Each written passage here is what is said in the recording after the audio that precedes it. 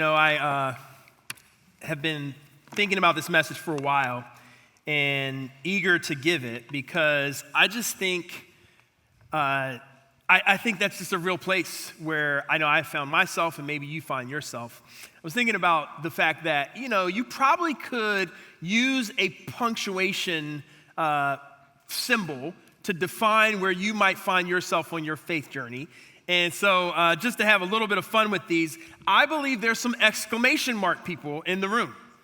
Now, when I said that at 8:15, someone right over this area was like, whoa, yes. I'm like, oh, there you are. There's an exclamation mark person. There's a person who would say, hey, as it relates to faith in my life, everything's good. It's solid. It's great. And that is an amazing place to be. May we all experience some exclamation mark moments in our spiritual journey. There's also probably some quotation mark people in the room.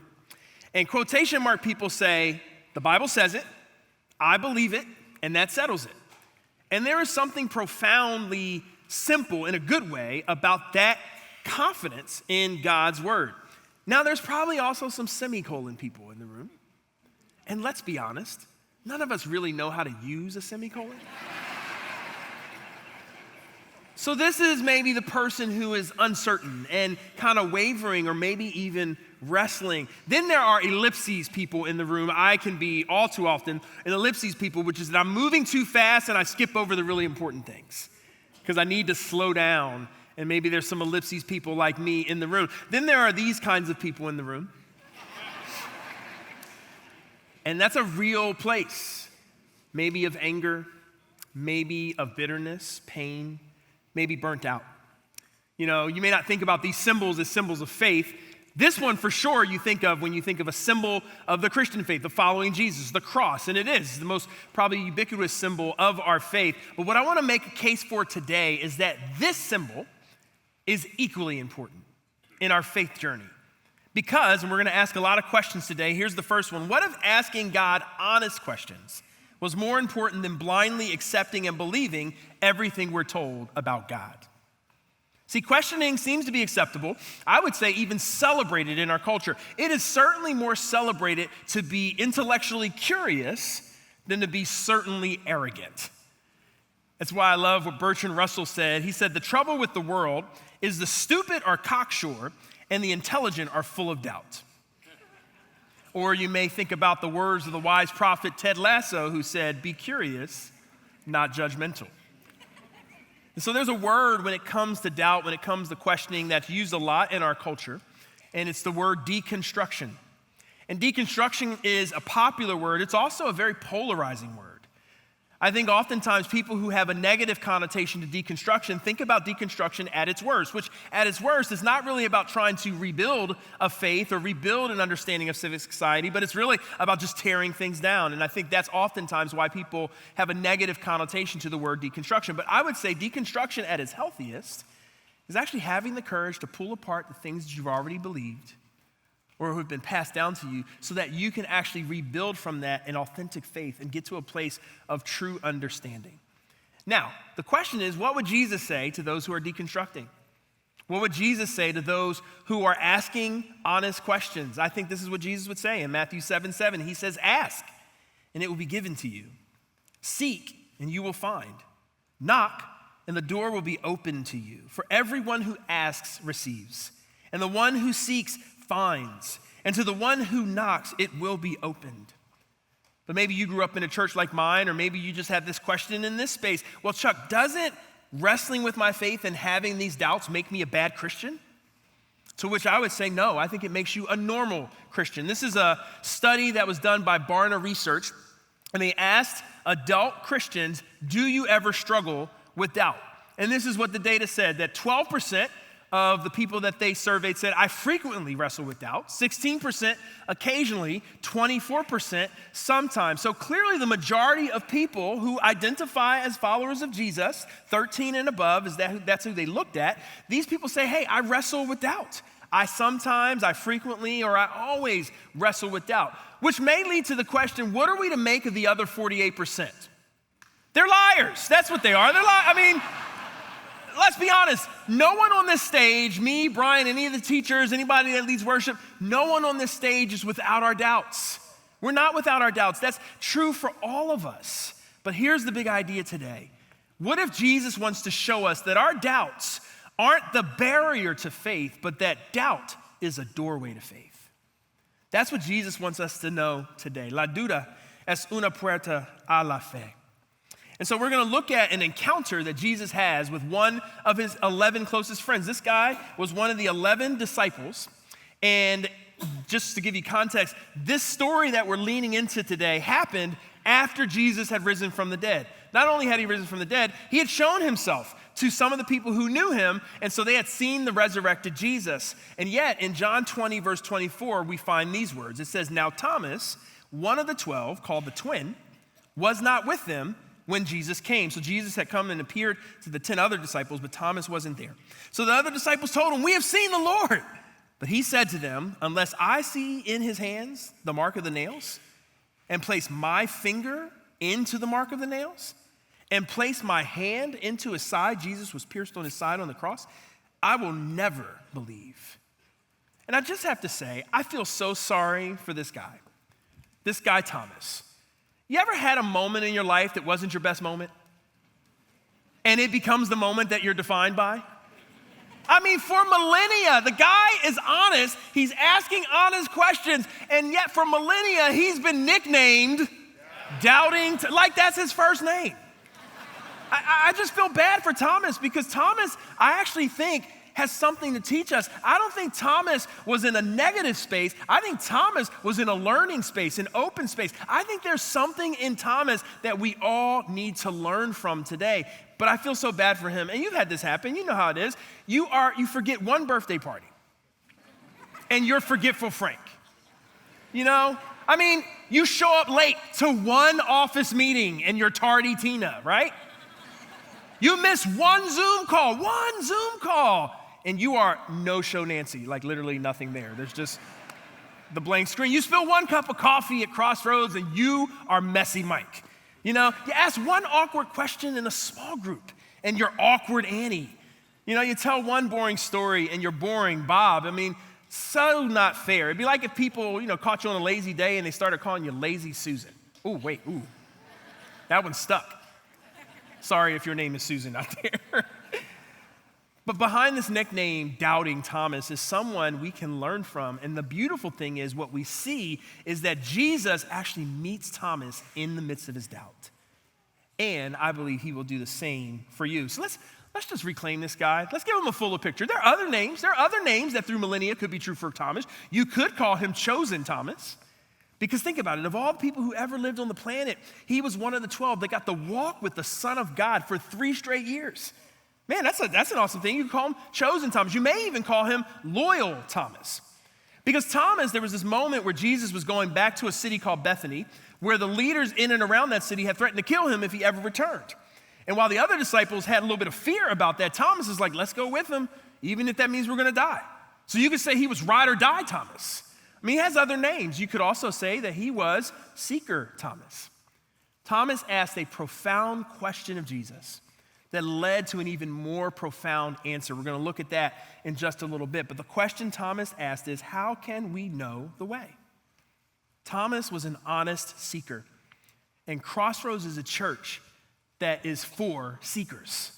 Our mission statement is to connect seekers to a community of growing Christ followers who are changing the world. And so that's the heart and the heartbeat of Crossroads. We want to be a place where you can wrestle with your questions. And so how do you know if you're a seeker? You may be a seeker if you're here today and you're curious if God exists. And you're open to exploring it in a place like this, a church like Crossroads. You might be a seeker, though, if you're also a little bit wary or apprehensive that, man, if I get closer to these Jesus people, are they going to be hateful and judgmental? Will I be welcomed with who I really am? You might be a seeker if you're in here today and you're wrestling with that kind of thing. You may be ambivalent. You may be skeptical. You may just be like, man, I'm just confused about the whole, what religion, everybody believes all these things. If you're in any of those places, but you're here today, you might be a seeker. And this church was built for you. You might rephrase our mission statement this way. Crossroads is a place that connects people asking honest questions to people who don't know all the answers, but are pursuing a God who does, so that we can change the world together. That's the heart of our church. And so if you're here, I want you to know, you're in the right place. And I think Thomas was an honest seeker. Now, I have to say, this is a bit surprising, this story, because you have to understand, Thomas had been hanging out with these 10 friends who saw the resurrected Jesus for the better part of 3 years. They had laughed together. They had slept together. They ate together. They served together. They saw Jesus do miracles together. So it is a little bit surprising that Thomas is like, wait, I know you guys say you saw this, but I'm just not there yet. And I don't think it was because, he was like arms folded, didn't want to believe it. I think he just had some honest questions. Look, before we judge him, any further, like if 10 of your friends today tell you they saw somebody risen from the dead, would you believe them? Let's just give Thomas a little bit of grace. Because I think what Thomas had is reasonable doubt. Thomas had reasonable doubt. Now, when I say he had reasonable doubt, I don't mean that he had the first Jay-Z album, which was called Reasonable Doubt, which went over like a lead balloon at the 8:15 service. But I'm thinking there's more Jay-Z fans at the 10 o'clock service, right? All right, we got a couple. So I'm not saying that he had the album, although if he had good taste in music, he probably did. But what I am saying is this, reasonable doubt means, and I don't think Thomas had no faith. I think Thomas was really wrestling with this because he wasn't gonna bet his life on something he didn't fully understand yet. And I actually wanna suggest that is the right way to approach a relationship with Jesus, to have reasonable doubt. Because to be clear, following Jesus comes at a very high cost. Jesus says, take up your cross and follow me. That was Jesus basically saying to the people of the day, take up an instrument of death, die to yourself daily, and that's what it means to follow me. It'd be like Jesus saying to us today, take up your gas chamber and follow me. Take up your electric chair and follow me. Take up your lethal injection and follow me. Do you get the sense that following Jesus is a high cost kind of thing? Like an all-in kind of thing? It absolutely is. Jesus is countercultural in almost every way. To follow Jesus will make you countercultural in how you think about time. It'll make you countercultural in how you think about relationships. It'll make you countercultural in how you think about your money. It is an all-in kind of thing to follow Jesus. And so I think the Christian faith doesn't just allow for reasonable doubt, I think it almost requires it. Greg Boyd wrote a great book on this called The Benefit of the Doubt, and he says this, the faith that God's people are called to embrace is one that encourages people to wrestle with God, to not be afraid of questions, and to act faithfully in the face of uncertainty. Tim Keller, another well-known pastor, put it this way. He said, our faith without doubts is like our body without antibodies. We don't have anything to stand up to the resistance when life falls apart. And I think there's something true to that. In fact, I want to say this. Some of us, we need to lean into our doubts because maybe we've inherited a faith that's more culturally a part of our family than something we've personally wrestled with and believe. And I just want to tell you, if your mother and father follow Jesus, you're not getting to heaven on their faith. If your grandmother, like mine, prayed for you, praise God for that, but you're not getting to heaven, you're not getting a relationship with God based on what your grandmother or your grandfather did. My sister said this to me, I never forgot it. She said, Chuck, God does not have spiritual grandchildren. Meaning you gotta know him for yourself. And for some of us, that means we gotta step out of just the cultural norm. Yeah, my family always went to church. Yeah, I guess I believe this stuff. To really wrestling and coming to a place of conviction. That's what we need. Back to Thomas, man, I wonder what it was like because Thomas has that encounter with the disciples who had seen Jesus. And then for 8 days, you know what Thomas experienced? Nothing. Nothing. Jesus didn't come back, show himself to Thomas again. Thomas had 8 days of deconstruction, I think. This is what it says in John 20:26. 8 days later, his disciples were inside again, and Thomas was with them. But man, think about those 8 days. I think it was 8 days of doubting. My friend, they're not lying to me. I don't have a category for this.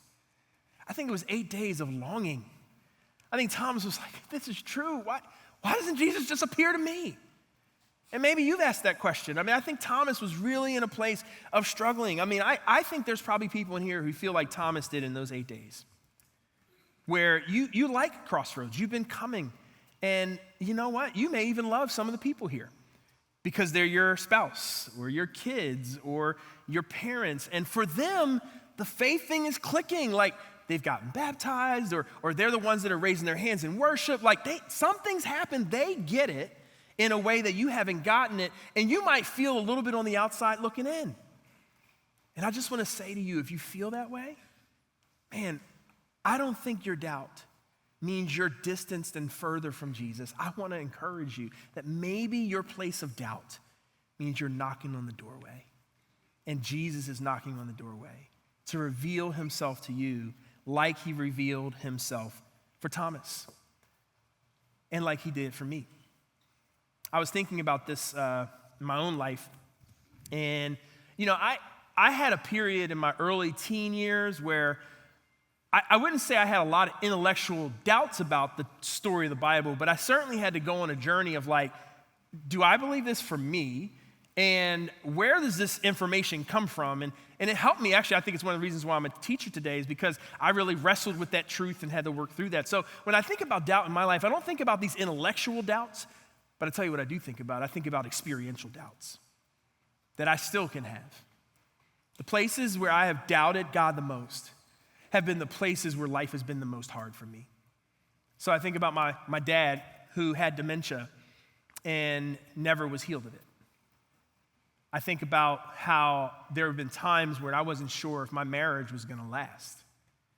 I think about the time when I built something that I felt called to build, and yet in this particular season, it felt like it was literally crumbling all around me. And in those moments, if I'm honest, those are the moments where I deal with doubt. Those are the moments when I have to wrestle with questions like, is this just a sham?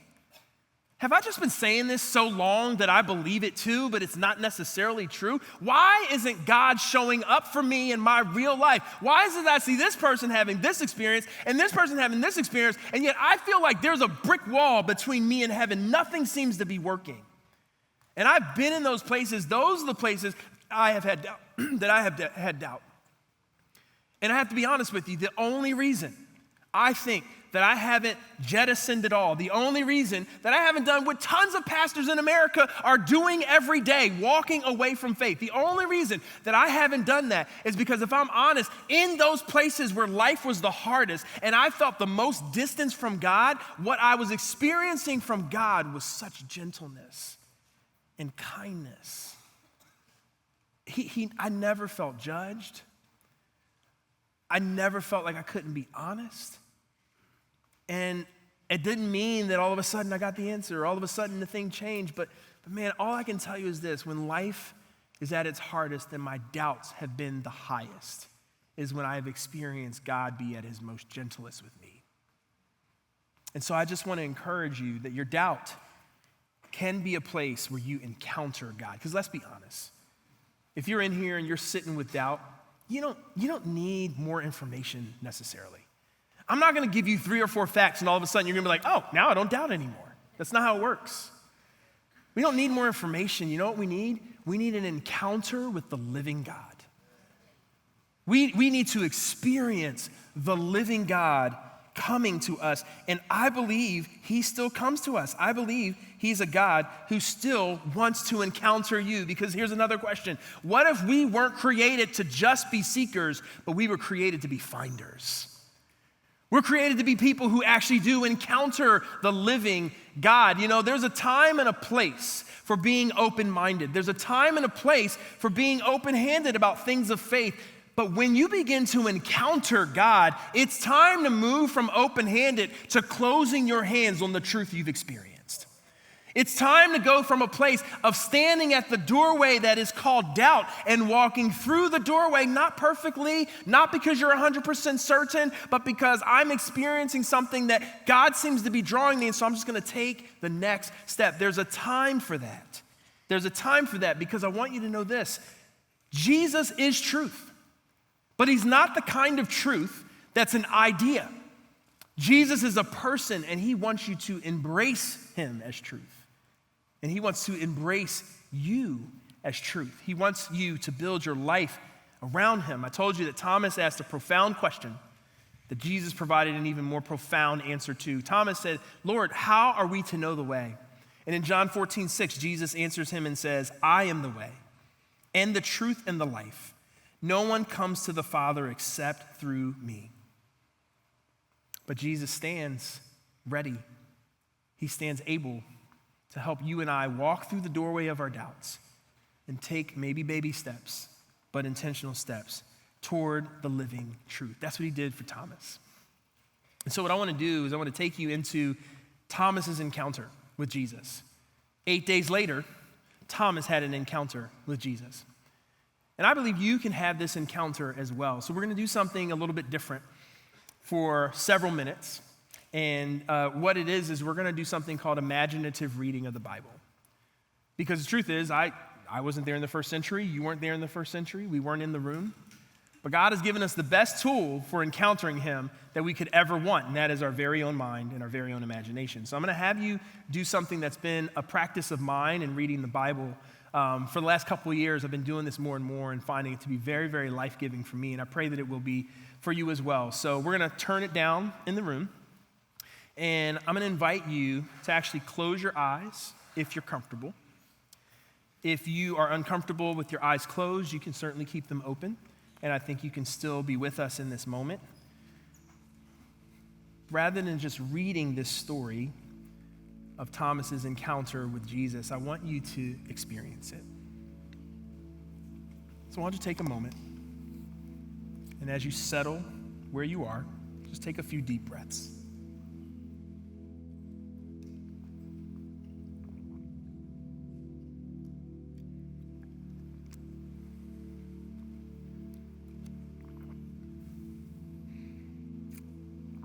And just let your mind be still. And now imagine yourself in the room with Jesus' disciples after his resurrection. You're there in the quiet upper room, and the air is thick with a mix of fear and hope. You look and you see the disciples huddled together, whispering, glancing at the door. And the room smells of oil lamps and dust. And then you look and you see Thomas. His face is a mixture of disbelief and longing. And as you're in that room, suddenly Jesus appears. Not with a burst of noise, but with peace. In fact, his peaceful presence fills the room. You can sense it. And you see Jesus look at Thomas. I mean, really look at him. And Jesus' voice is gentle and steady. And as you see Jesus start to walk toward Thomas, you realize he's going to give Thomas what Thomas needed, what Thomas asked for. And so you see Jesus lift his hand, showing the scars to Thomas. And then you hear Jesus gently as he speaks these words to Thomas. Thomas, put your finger here and see my hands. And put out your hand and place it in my side. Do not disbelieve, but believe.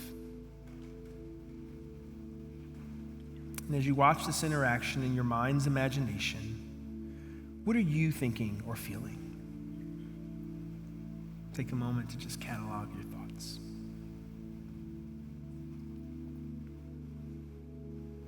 How does Jesus appear to be toward Thomas? Is he judging him? Or is he loving him?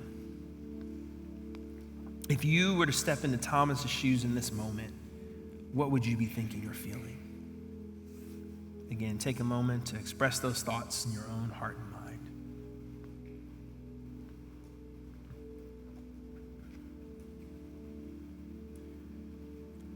After Thomas has this encounter with Jesus, after he's touched his hands and placed his hand in his side, Thomas responds. He says, "My Lord and my God." In this moment, Thomas's doubt was turned into deep belief. Thomas doesn't just call Jesus Lord, which is a title used over and over again in the Gospels. He calls him my Lord and my God. affirming his divine nature in unmistakable terms. In fact, Thomas the doubter is the first to declare this definitive faith. And as you watch this moment, you also notice that it's not a distant faith for Thomas, because he says, "My Lord and my God." See, Thomas's doubt didn't distance him from faith.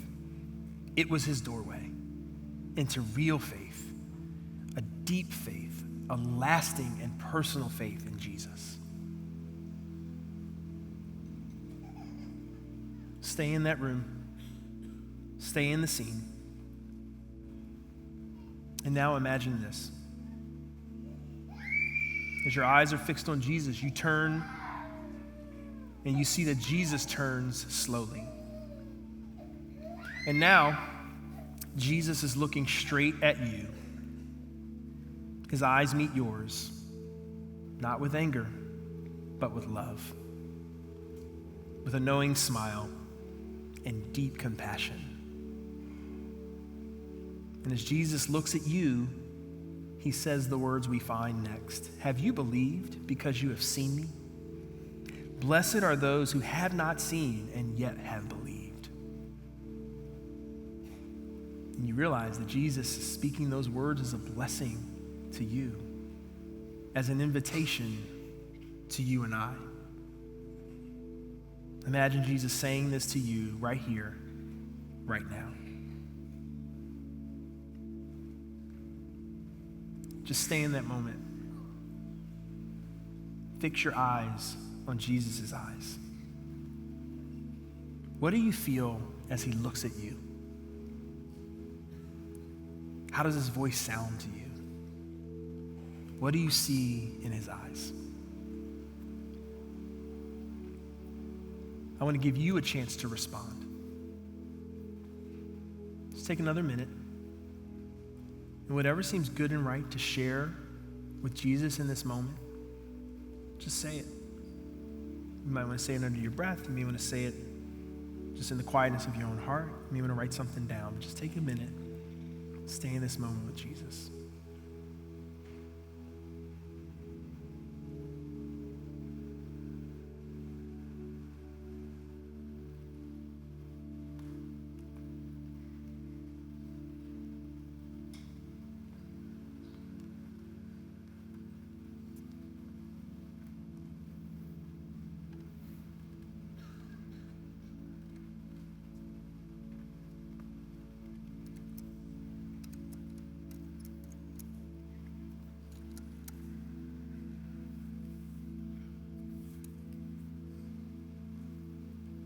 Finish that last thought.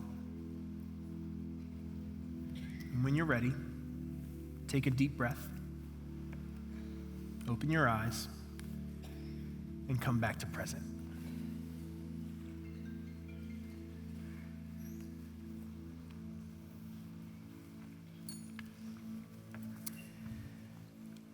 I'm going to say something to you that you probably never thought a preacher would say. I actually don't think Jesus is that interested in you moving from doubt to certainty. I think what Jesus is most interested in for you and for me is that we move from a place of doubt to a trusting relationship with him, where even in our uncertainty, we recognize that he loves us and we don't have to earn that love. We can just receive it by faith. A relational trust by which we realize, you know what? I don't have to figure this out on my own because he is with me. A relational trust that says even when hard things happen and pain comes and the prayers don't get answered, that doesn't mean that I have to think the lie that somehow I'm abandoned, but instead, even in those most painful moments of life, I can remember that Jesus promised that he will never leave me or forsake me. I am not abandoned, I am loved. I think that's what Jesus wants for you. And so maybe you're today in a moment or in a place of doubt. Maybe you've been at the doorway of doubt. And I believe that if doubt is a doorway to faith, our response is to take steps in that direction. So I want to give you 3 practical steps 3 practical steps. They'll be up on the screen if you want to take a picture of these or whatever helps you kind of crystallize this and figure out what is next for you in your journey. And the first is simply be honest with God. Be honest with God. I think some of us, we hide behind our intellectual objections to faith. We frame it as like, I don't know if I believe the Bible.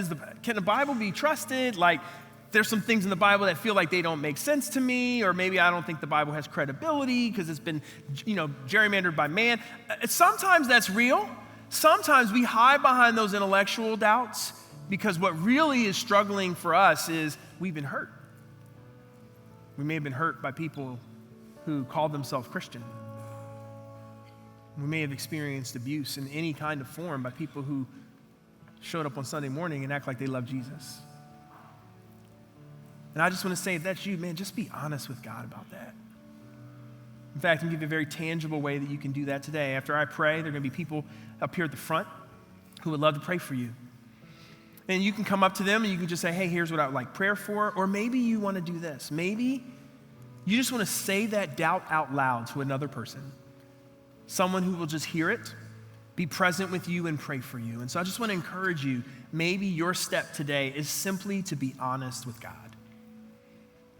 Second step that you may want to consider, revisit the story. Revisit the story of Thomas. I think there's still so much to glean from that story. It's found in John chapter 20, verses 24 and following. And maybe you need to, again this week, give yourself 5 minutes, 10 minutes to just reflectively read the story.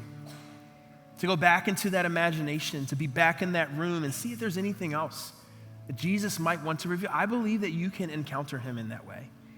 And so maybe that's the action step for you this week. Third thing, hey, just stay in the room. Just stay in the room. Maybe you just still have a lot of doubts. You're still really wrestling. That is okay. Crossroads is a place for you. So literally, stay in the room. Stay in the room. Keep coming. Come with your questions. Come with your curiosity. And know that this is a place where you won't be judged for that because you're in a community of other people who are asking honest questions too. And I believe that this is a place where you can encounter the living God. And if that hasn't happened for you yet, hang in there because I believe Jesus is coming for you and he loves you. So I want to encourage you this week with a closing prayer as we leave this moment that you would continue on this journey with Jesus. So let me just pray for us. God, I ask this week that you would give all of us the courage of Thomas, the courage to be honest with our reasonable doubts. I pray also that you would give us the courage of Thomas to close our hands on truth as we encounter you. And so I pray, God, that whatever the next steps are for all of us in here, we would know that we're not the only one taking steps, but that you are actually coming toward us, and I believe you will encounter us. And I pray this in Jesus' name, amen.